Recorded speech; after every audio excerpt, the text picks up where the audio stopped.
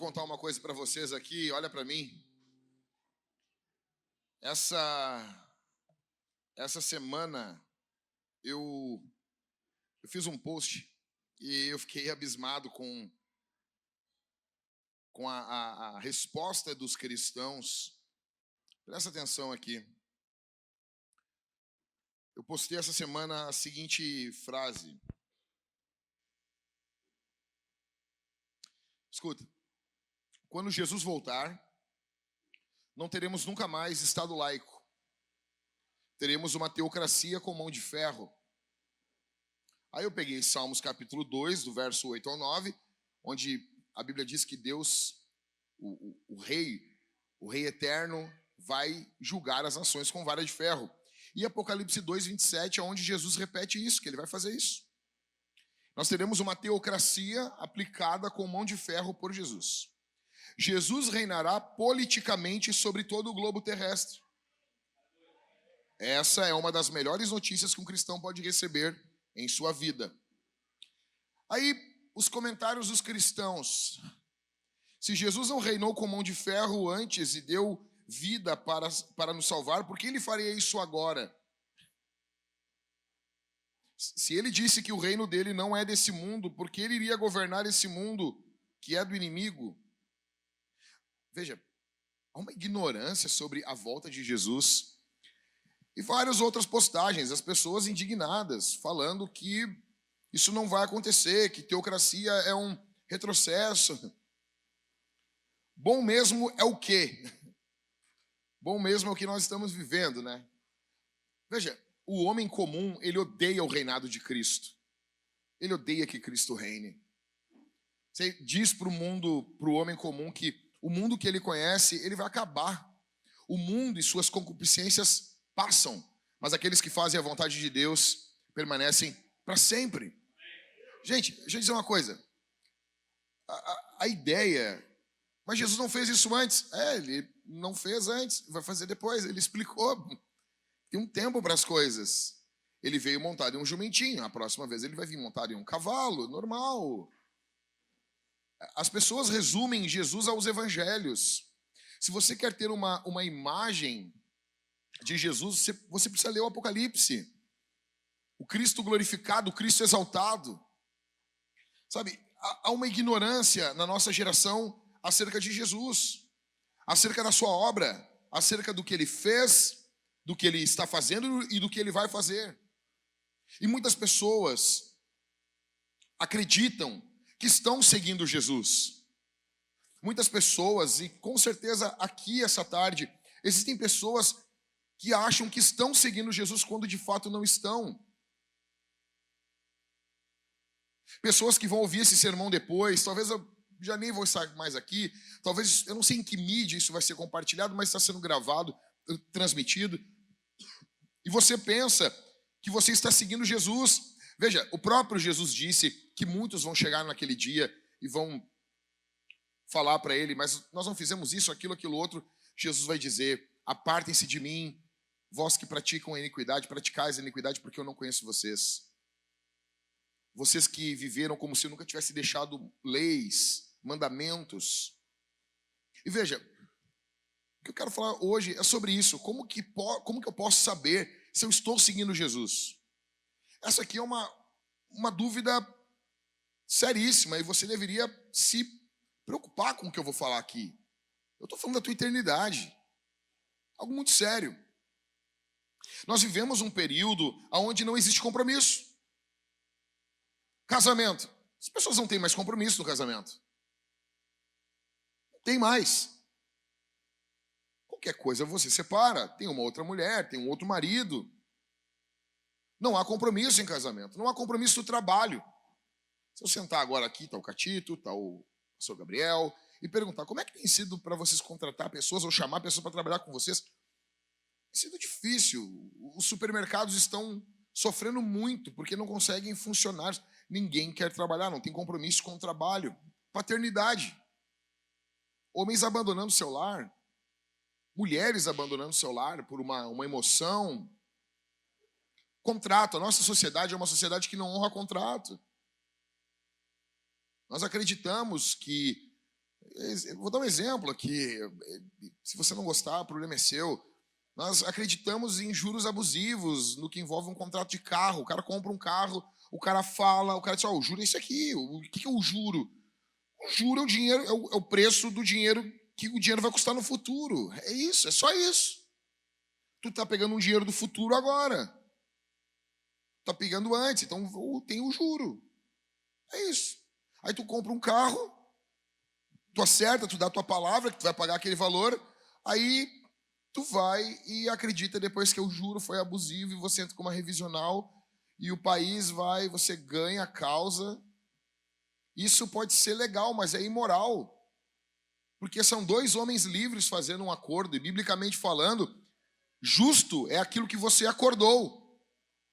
Você concordou em fazer aquilo. É justo. Contratos do Brasil não valem nada. Na nossa sociedade, a sociedade é uma sociedade sem compromisso. E Jesus sabia que o homem, o ser humano, ele não tem compromisso. Então, ele sabendo, ele avisou. E uma coisa que eu fico louco, cara, a gente avisa, por exemplo, no curso do início da Vintage, né, para a pessoa se tornar membro, a gente diz, a igreja é assim. As pessoas pensam, não, mas não é bem assim. É desse jeito. Vou arriscar. E daí é daquele jeito e as pessoas ficam frustradas. Isso em tudo que é lugar. Isso em tudo que é lugar. Vou dar um exemplo, no futebol. Demoraram para ajeitar aquela regra do goleiro, né? A regra dizia que o goleiro não podia sair da linha enquanto o jogador não tivesse batido a bola. Aí você vê as grandes defesas do Rogério Ceni, ele quase dividia a bola com o cobrador. Aí os comentaristas da época diziam, não, porque pode sair da linha, só não pode tanto. Não, cara, ou pode ou não pode. Agora não pode. Não pode. O goleiro tem que estar em cima da linha. E a nossa sociedade tem dificuldade com isso. Veja, Jesus sabia que nós seríamos assim. Então ele avisou. A salvação, ela não custa nada para você, nem para mim. A salvação, ela custou tudo por Jesus, para Jesus. Jesus pagou o preço que você e eu não conseguiríamos. A salvação, ela não custa nada, mas o discipulado vai custar tudo. O discipulado, o ato de seguir Jesus. A salvação, ela ocorre em um momento. O discipulado, ele vai durar a vida toda. Na verdade, não apenas a vida, mas a eternidade toda. O céu será um céu de discipulado, porque lá continuaremos seguindo Jesus. A salvação é algo que Deus faz por você. O discipulado é algo que Deus faz com você. Infelizmente, muitos pregam uma vida de decisão e não uma vida de discipulado. Então a pessoa se decide por Cristo, mas ela não segue Jesus. Jesus é o seu Salvador, mas não é o seu Senhor. Essa pessoa não é salva. O resultado é que passam tempos difíceis e a vida parece que não funcionam e de repente elas ficam desiludidas com Jesus. Elas ficam indignadas com Cristo, ao invés de se indignarem consigo mesmo. Veja, um discípulo, um seguidor de Jesus é alguém que acredita em Jesus. É alguém que adora Jesus. É alguém que serve a Jesus. É alguém que segue Jesus, obedece Jesus. Ele vive ele não apenas acredita em Jesus, mas ele vive toda a sua vida com base nessa crença. O crer em Jesus vai definir toda a vida dele. Nós vivemos num mundo cheio de desistentes. Se fica difícil, sai. Se algo é difícil, cara, acho que não é da vontade de Deus. Já viu gente falando isso? Aí eles citam o Mar Vermelho. O povo de Israel não fez nada, o mar abriu, Deus estava com eles. Mas para tomar Canaã, Deus estava com eles e eles tiveram que lutar. Então, tá difícil o casamento, desiste. Tá difícil criar os filhos, desiste. É difícil. Essa geração Virgínia, essa geração de influencers, é difícil, vamos tentar um outro jeito. Deixa eu explicar uma coisa para você. Tudo que importa é difícil. Tudo que importa é caro. A salvação importa e não é caro. Não é para você, para Jesus foi. Tudo que importa vai doer. E no meio disso tudo, Jesus fala, não desista. Então, como eu posso saber se eu estou seguindo Jesus? Em primeiro lugar, você fica com a sua Bíblia aberta em Lucas capítulo 14. Do verso 25 ao verso 26. Em primeiro lugar, como eu posso saber se estou seguindo Jesus? Em primeiro, se eu estou amando mais a Jesus do que a tudo. Verso 25 de Lucas 14. Grandes multidões acompanhavam Jesus, e ele, voltando-se, lhes disse: se alguém vem a mim e não me ama mais do que ama o seu pai, a sua mãe, a sua mulher, os seus filhos, os seus irmãos, as suas irmãs e até a sua própria vida, não pode ser meu discípulo. Tudo bem, esse texto, beleza. Alguém tem aí uma versão corrigida? Alguém trouxe uma versão corrigida aí? Tem aí? Não? Versão da Bíblia corrigida? A gente está usando aqui a Nova Almeida, né? Eu vou ver se eu acho aqui no aplicativo. Veja, isso aqui é fenomenal.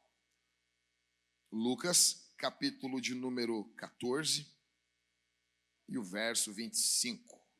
É, isso aí. Grandes multidões acompanhavam Jesus e ele, voltando-se, lhes disse: se alguém vem a mim e não me ama mais... Não, NAA, deixa eu mudar aqui mais tarde, não quero avaliar agora. Ora, ia com ele uma grande multidão e, voltando-se, disse-lhe: se alguém vier a mim e não aborrecer o seu pai, a sua mãe, a sua mulher, os seus filhos e ainda também a sua própria vida, não pode ser meu discípulo. O que é aborrecer? Odiar. Odiar. A tradução correta, mais fiel, do texto de Lucas, porque isso aqui se repete. Isso aqui se repete em Mateus. Em Mateus, Jesus fala: se você vier a mim e não amar mais a mim, né?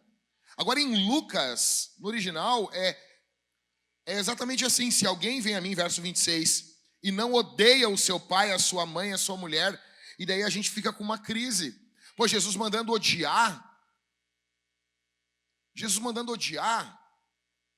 Sabe o que é isso? Mas em Mateus ele fala amar mais. Então o tradutor fica com a cabeça assim, ele traduz, ele submete o texto lucano ao texto de Mateus. Gente, deixa eu te explicar um negócio.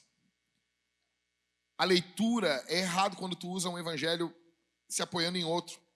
E muitos comentaristas fazem isso. A melhor interpretação é a que está na Nova Almeida aí, que tem um vídeo muito bom do meu amigo pastor Rômulo Monteiro.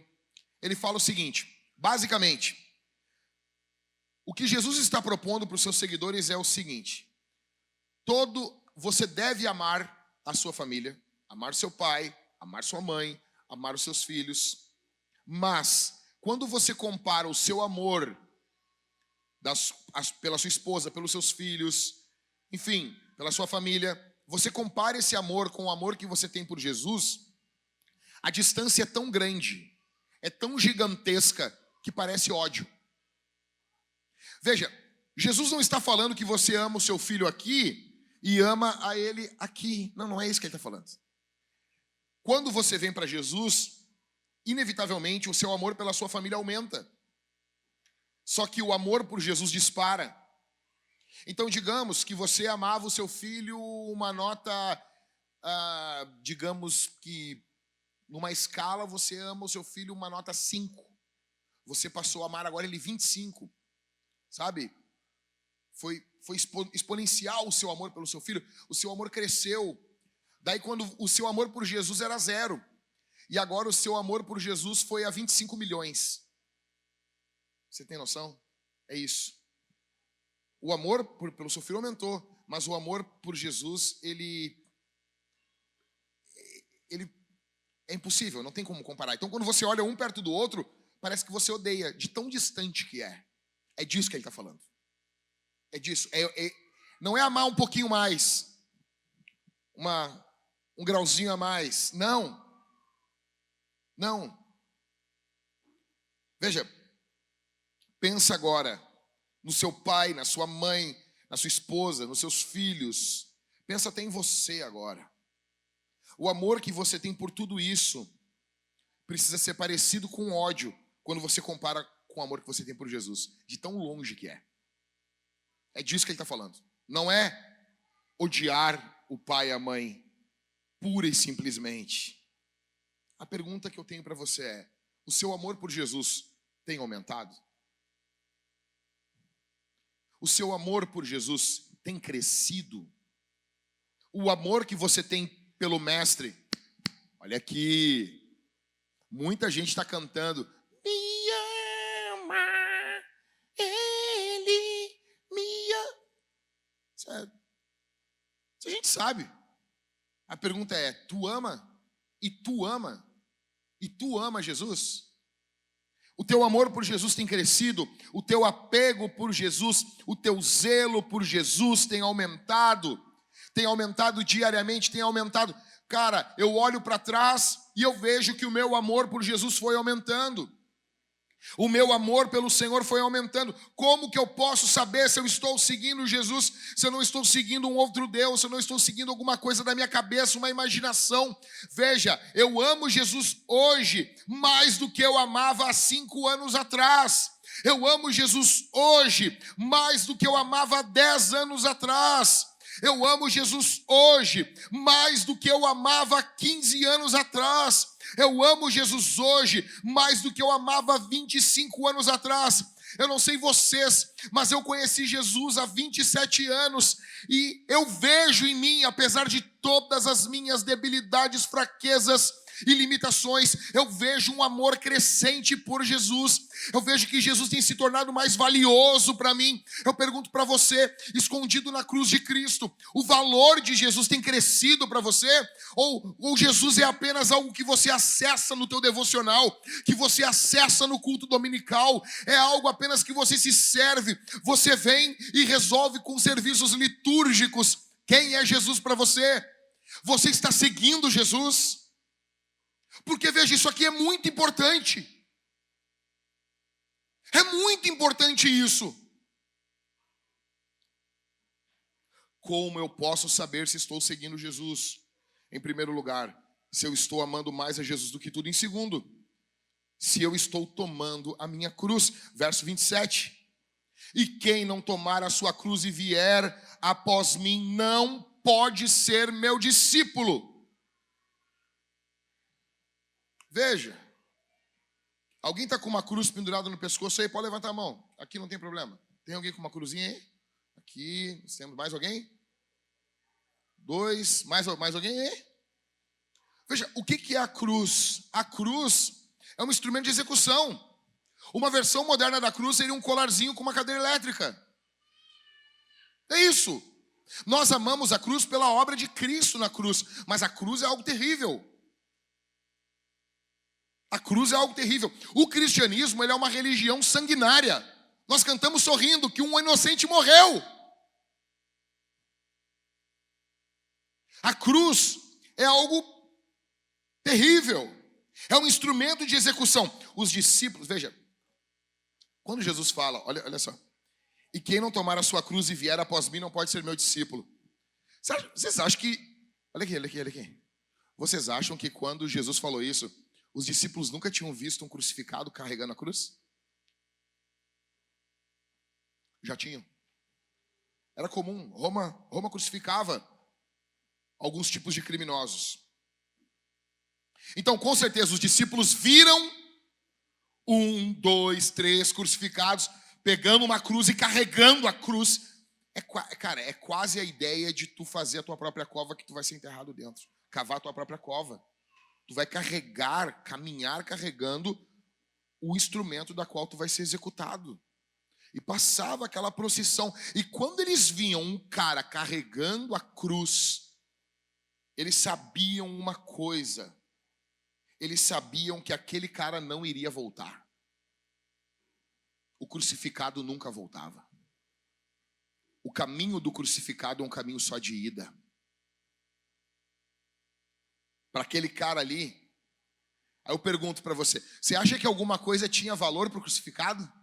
Quando o cara estava indo ser crucificado, se você perguntasse, e aí cara, e aí campeão, o que tu tem a me dizer? Dizer, cara, queria ter ido mais no Coliseu, queria ter aproveitado mais a vida, queria ter tirado mais férias. Queria ter sabe aquela epitáfio dos Titãs? Queria ter me importado menos. Cara, eles tinham... O crucificado tinha apenas um problema naquele momento, que é a própria cruz. E não tinha volta. Quando olhava o crucificado, o cara dizia, a gente não vai mais ver esse cara de novo. É a última vez que a gente está vendo. Por quê? Porque o crucificado só caminhava em uma direção, ele não caminhava em duas direções. Ele caminhava em direção à sua execução. Então aqui eu quero dizer uma coisa para vocês. Nós temos sonhos de encerrarmos alguns ciclos aqui na igreja. Mas o que Jesus está querendo aqui não é um pouquinho de dinheiro aqui. O que Jesus está querendo aqui dos irmãos não é um pouquinho de tempo. Sabe, a gente fica falando. E às vezes os pastores vêm e falam, cara, esse cara aqui não resolve. Sempre os mesmos problemas. Deixa eu explicar uma coisa. Deixa eu dizer uma coisa para vocês aqui. Existem casos que nós precisamos de cuidado pastoral. Existem casos de irmãos aqui na igreja que precisam de cuidado pastoral. Ele precisa de cuidado, precisa de ajuda, precisa de aconchego, de consolo, de abraço, de encorajamento. Agora, existem outros casos que o camarada tem que morrer. Ele não foi crucificado ainda com Cristo. Ele ainda não foi como o apóstolo Paulo disse, estou crucificado com Cristo. Ele não foi crucificado com Cristo. Doar o tempo é muita coisa para ele. O tempo dele é diferente. O tempo do Gabriel tem um valor. O Gabriel doa para a igreja. O meu tempo tem um valor. O tempo do Michael tem um valor. Mas o tempo daquela lá, não. O tempo dela é intocável. Porque a vida dela é uma emoção. A vida dele é uma emoção. Nada pode entrar, nada servir a Cristo. Precisamos aqui disso. Nós tivemos um caso aqui na igreja. O camarada chegou aqui, foi fazer o teste na banda e não passou. Um baita do músico. Não passou.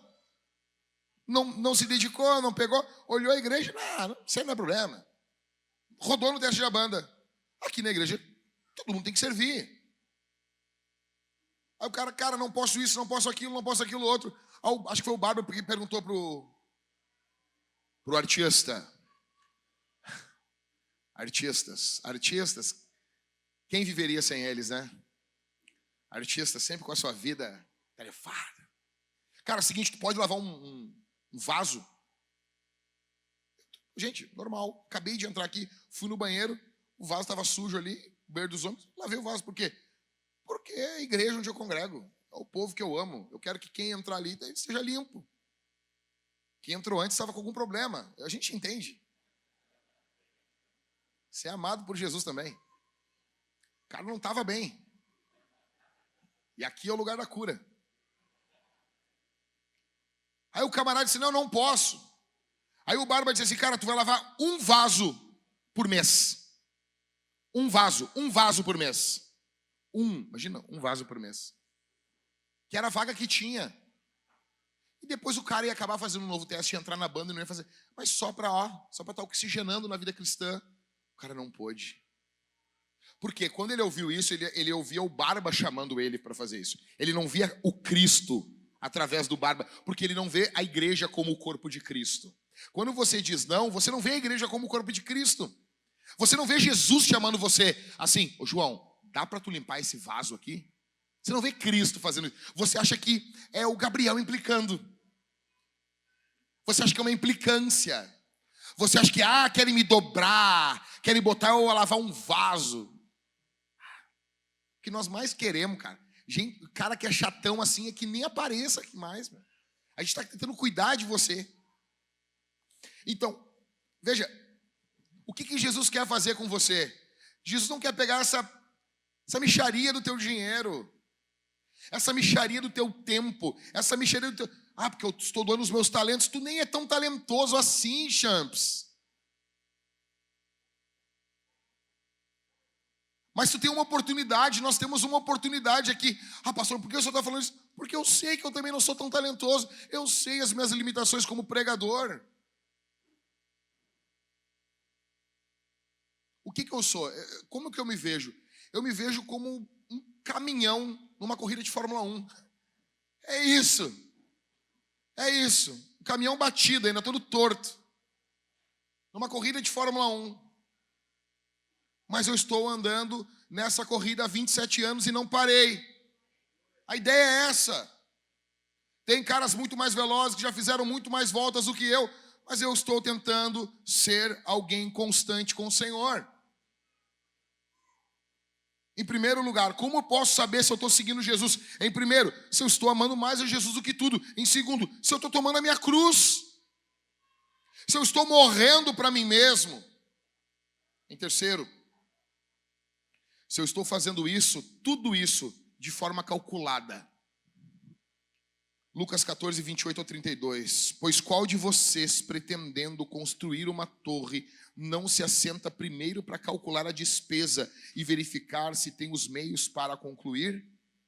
Para não acontecer que, tendo lançado os alicerces e não podendo terminar a construção, todos os que a virem zombem dele, dizendo: esse homem começou a construir e não pôde acabar. Ou, qual é o rei que, indo para combater outro rei, não se assenta primeiro para calcular se com 10.000 homens poderá enfrentar o que vem contra ele com 20.000? Caso contrário, estando o outro ainda longe, envia-lhe uma embaixada pedindo-lhe condição de paz. A gente está vendo isso aqui acontecer agora. Você vê lá o Maduro, há uns meses atrás. Yankees malditos! Pero que venham contra a República de la Venezuela, estaremos esperando ustedes. Aí o Trump botou os navios a ele. Querido Trump, nós não queremos guerra, nós queremos paz. E ele gravou um vídeo agora, essa semana. Please, please, please. O cara falou umas 5 vezes, please. Trump. Querido Trump. O que é isso? É o Jesus falou isso aí, cara. Tu tem que calcular. De longe. Não, quando chega, vocês viram, cara. Vocês viram o general do Maduro chegando na sala? Quem é que viu? Parece. Tu viu? Não, cara, quem nasceu nos anos 80 ou antes, lembra dos Trapalhões. Cara, parece um episódio dos Trapalhões, cara. O cara chegando assim, tipo, 1,55 m, parecendo um lupa-lupa, sabe? Da Fantástica Fábrica de Chocolate. Ele... É uma loucura aquilo, cara. E o cara agora peitando o Trump com um facão na mão, 3 listras. Que ganhou na HF aqui. Veja, Jesus está falando isso. Jesus está falando, presta atenção, em primeiro lugar, eu estou amando mais a Jesus. Em segundo, eu estou tomando a minha cruz. E tudo isso não pode ser feito à la vontade. Isso aqui não pode ser feito de qualquer jeito. Jesus quer que você ame mais a Ele. Jesus quer que você tome a sua cruz. Mas tudo isso sendo feito de forma calculada. Sabe? Quando as pessoas vão seguir Jesus, sempre vai chegar os camaradas que vão dizer assim: não, mas temos que ser sábios. Não podemos ser emotivos. Jesus chancela isso. Jesus fala exatamente isso. Exatamente isso. Só que Jesus manda você calcular e fazer. A ideia é essa. Ninguém vence a apatia espiritual no improviso. Se você não tiver um plano, você vai voltar para a apatia espiritual. Jesus está chamando as pessoas, escute, a avaliar, a medir, a comparar, a pensar, a não se precipitar. Tá, mas qual é a razão de, nessa palavra do discipulado, de seguir a ele fazer essa comparação? Não é uma coisa estranha. Não. Jackson, mas ele não está desencorajando as pessoas, ele não está tornando a decisão mais difícil. Não. Jesus está falando isso para que os homens não o sigam de forma imprudente. Jesus não quer fãs, Jesus quer seguidores. Jesus não quer ninguém emocionado.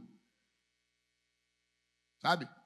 Me lembro lá, os caras Colorado. Rua de Fogo.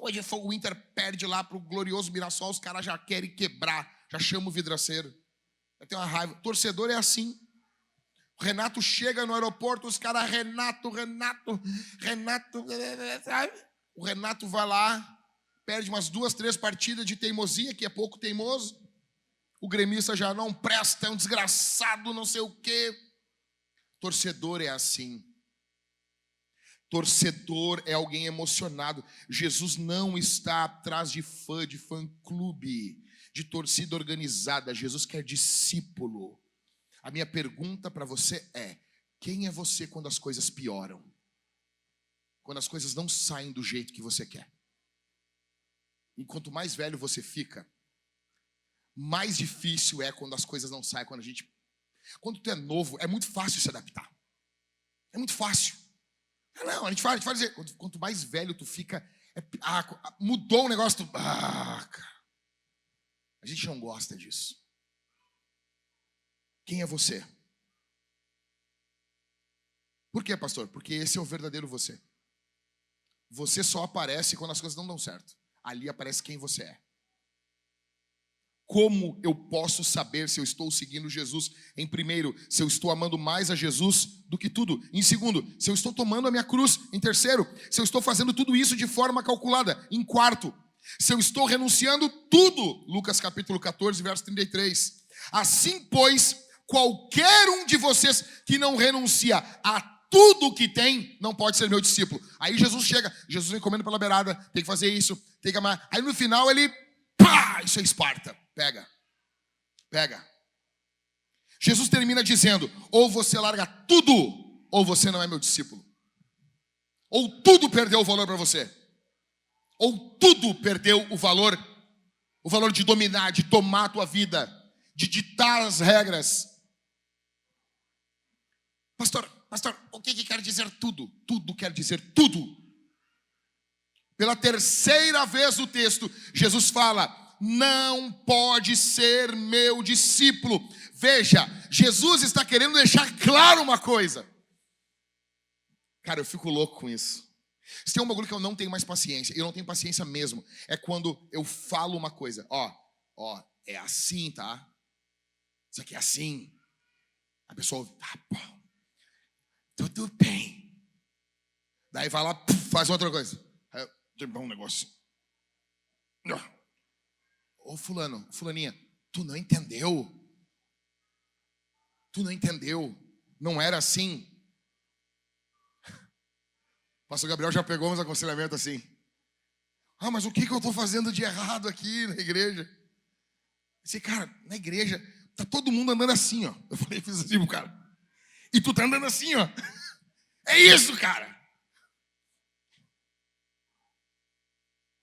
Veja, nós temos que ter um cuidado no uso das palavras. A palavra tem perdido todo o poder hoje, ela tem perdido toda a função do uso. Quando tu fala uma coisa, é aquela coisa. Eu não estou dizendo uma coisa para querer dizer outra coisa, para ser parecido com outra coisa, não, gente. Jesus, ele está falando uma coisa, ele falou 3 vezes, não pode ser meu discípulo. Por que Jesus fala isso? Porque Jesus não é um vendedor de maréia. Jesus não está querendo passar uma coisa para frente, então ele fala qualquer coisa. Não. Ele está falando de eternidade. Ele está falando de coisa muito séria.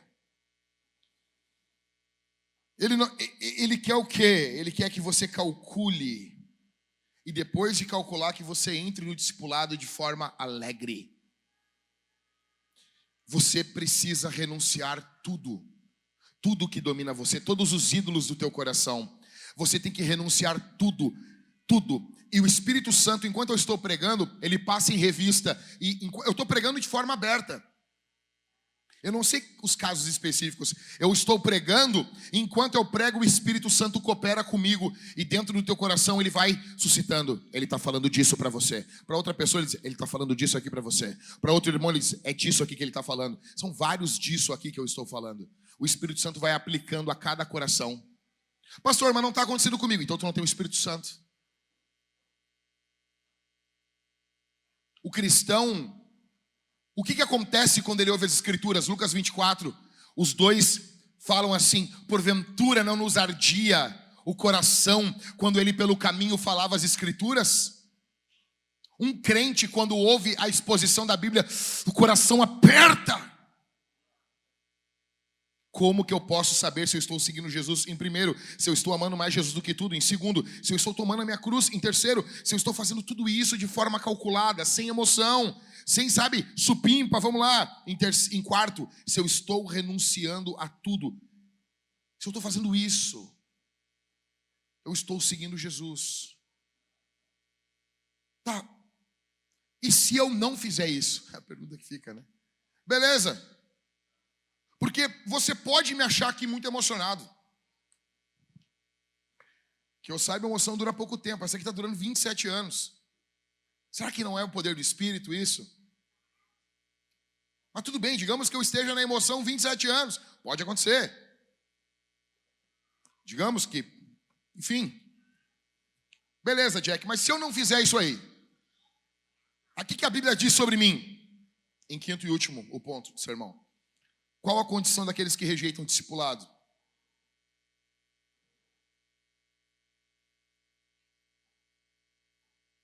Não, tá errado ali. O título, o quinto é: qual a condição daqueles que rejeitam o discipulado, tá, gente? Se eu estou fazendo de forma calculada, tá errado o título ali, tá bom? Em quinto, verso 34. O sal é certamente bom. Jesus gostava de comida salgada, né? Jesus não era todes. O sal é bom. O governo tem condições de proibir as pessoas de salgar a sua comida? Não tem. Porque Jesus fala que o sal é bom. O sal é bom. Não precisa botar um caminhão de sal também, né? Se o sal se tornar insípido, como lhe restaurar o sabor? Então a gente já sabe que é insípido, é sem sabor. Verso 35. Não presta mais nem para a terra, nem para o monte de... O que é estrume, gente?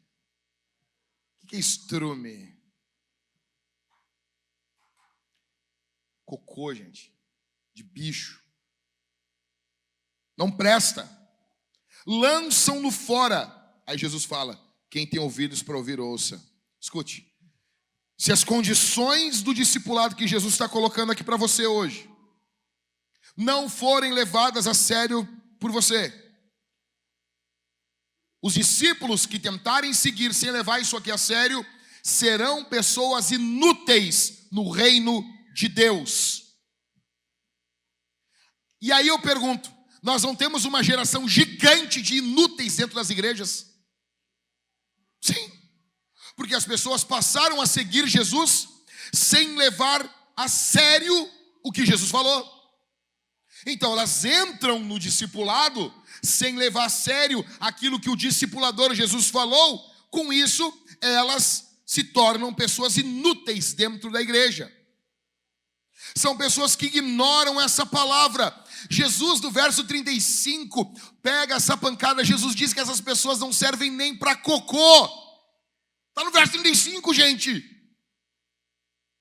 Dá para assumir o púlpito numa igreja batista tradicional e pregar isso domingo de noite? Vestido de terno, bonitão, tudo. Dá para fazer isso? Tatuagem tapada, tudo bonitinho. Dá para fazer isso? Não, porque o nosso cristianismo exclui isso. Você lê essa passagem o tempo todo e você nem pensa: pô, Jesus falou que o cara não serve nem para cocô. Sabe aquele meme que o cara vai pegar o ônibus? O cara não serve nem para cocô. O cara vai dormir. O cara não serve nem para cocô. Sabe esse meme? É isso. O cara deveria seguir a vida assim: se eu não levar a sério o que Jesus falou, eu não sirvo nem para cocô. E pensar no cocô assim: é tão ruim cocô, eu não sirvo para ir nem para isso. Isso tem mais valor do que eu. É disso que Jesus falou. Mas o que a gente faz? A gente ignora isso aqui. A gente fala assim: ele te entende. Tem horas que ele entende. E tem horas que Jesus, o pregador fala assim: ele te entende. Aí Jesus olha para baixo: não. Não, esse não. Esse caso não. Esse caso eu não entendo. Jesus quer seguidores fiéis. Se hoje pessoas nos procurarem e dizem, pastor, entendi, o que eu mais quero é que você entenda o que eu estou falando. Entendi, e isso não é para mim. Eu fico feliz, meus irmãos. Nós precisamos ganhar a guerra apenas com os 300 de Gideão.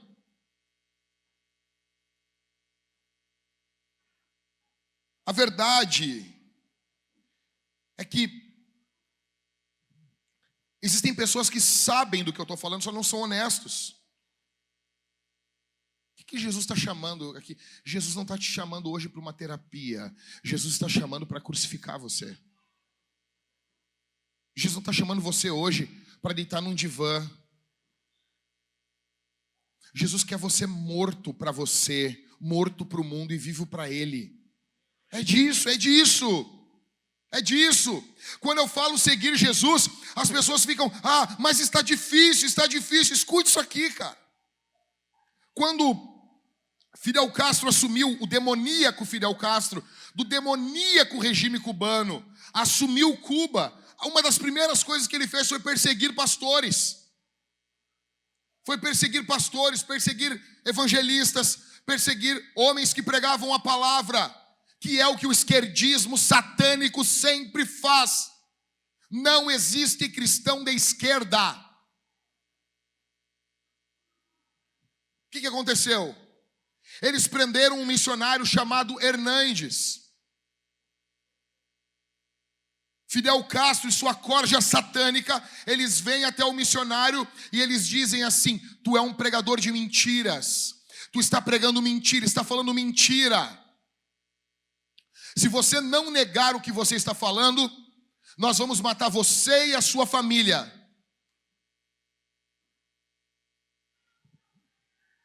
E deixam ele preso. No outro dia de manhã, um homem com uma metralhadora o acorda dentro da cela, empurra ele em direção à janela da cela. Quando ele olha lá embaixo no pátio, sua filhinha de 3 anos de idade, com as mãos amarradas para trás e homens com metralhadoras apontados para ela. E aquele homem pergunta, Hernandes, nega o teu Cristo, nega a tua pregação. E ele olhando sua filha lá, com as mãos amarradas para trás, de 3 anos de idade. Aquele missionário baixa a cabeça e começa a cantar. Estou seguindo a Jesus Cristo, nesse caminho eu não desisto. Estou seguindo a Jesus Cristo, atrás não volto, não volto não. Aqueles homens metralham a sua filha de 3 anos de idade por pregar Jesus. E eles começam com aquela lavagem cerebral, nega o teu Cristo, nega o teu Cristo. E eles colocam agora a sua filha de 5 anos de idade com as mãos amarradas para trás. E eles dizem, Hernandes, nega o teu Cristo. A menina já entende um pouco mais do que a outra. E ele começa a cantar, estou seguindo a Jesus Cristo, nesse caminho.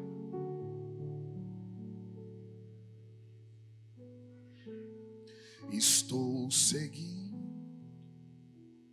a Jesus Cristo, atrás não volto, não volto não. Aqueles homens inflamados por Satanás metralham, matam sua filhinha de 5 anos de idade.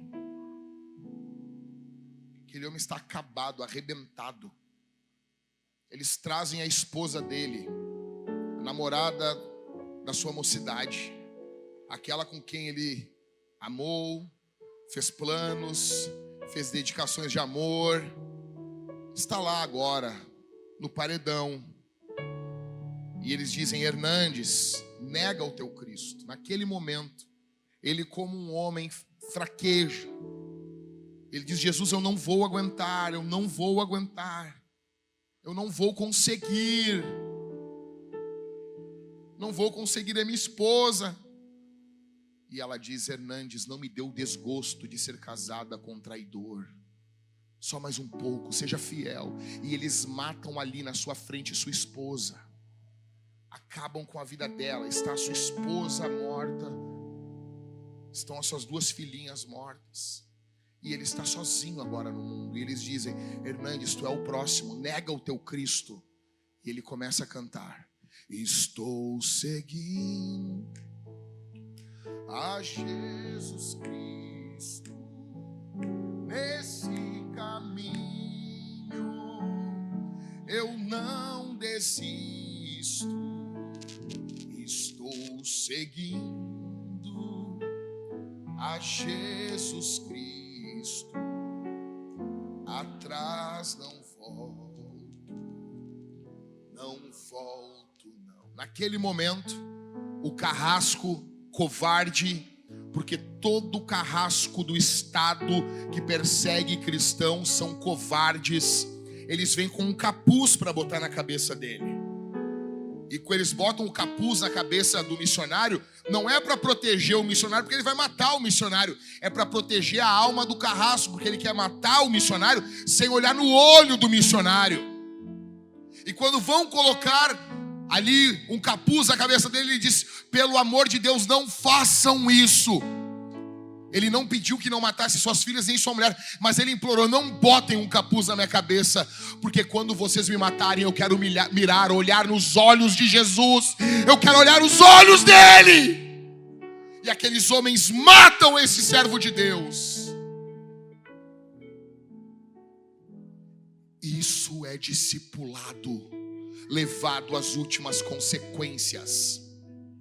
E qual o problema que nós temos hoje aqui em Porto Alegre, Rio Grande do Sul e Brasil? Você pede: irmão, você consegue fazer isso aqui? Ah, é muito. A igreja está querendo tomar conta da minha vida. Abusadores, maldosos, todos se doando, todos se doando. E você acha que você está seguindo Jesus?